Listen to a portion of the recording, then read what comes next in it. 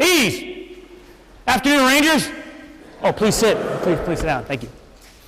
All right, hey, it's great to be here and welcome to this year's Ranger Challenge competition.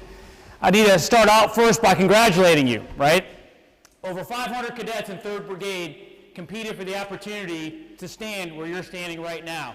And now there's only 7 of you left, right? And that's a pretty big deal. I also want to congratulate you on the opportunity to do something special, right? To represent not only your university, your program, and the proud profession that we're a part of. I am privileged, I'm honored that I get to wear the same uniform as you and watch this competition. Okay, mine's a different pattern, different color, but we're all on the same team, right? And that's what counts, right? So you've already accomplished an awful lot. Think back of all the time and energy and strength that you've committed, the injuries that you've had to overcome, the pain you've had to overcome to be here. So be proud of yourselves. I congratulate each and every one of you for being here. Okay, these 48 hours are going to be a challenge, there's no doubt. And you already had your first part of the competition done and over with. And now you have a full day tomorrow, and it doesn't end until you finish an obstacle course bright and early on Sunday morning. So I think there's probably 2 ways that we can approach this competition, right?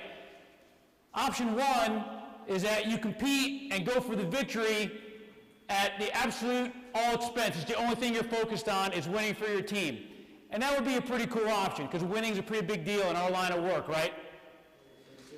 Option 2 would be you compete as a member of your team and you seek to overcome each and every obstacle that comes before you and accomplish the mission. I like option 2, right? Because at the end of the day, our Army within this context doesn't need 14 champions. I mean, it's good to have 14 champions, right? A 9-person and a 5-person cadet team. But what the Army really needs are 70 super leaders that are going to go out and lead our soldiers, our men and women, across battlefields all across the world. And that's what we need. Because that's going to happen, ladies and gentlemen, once you commission and go on and serve in our Army. The likelihood of that happening is very high. So we're going to crown 2 champions, and we're going to be very proud of them. But each and every one of you needs to commit yourselves to get something for yourselves and get something for your teams so you can help make our Army stronger and better. Everyone with me on that? Yes, sir. All right, so I'm just going to close with a stanza of a poem that General of the Army Douglas MacArthur wrote many years ago, and it really applies to what we're doing here today, and I'm sure some of you have heard it.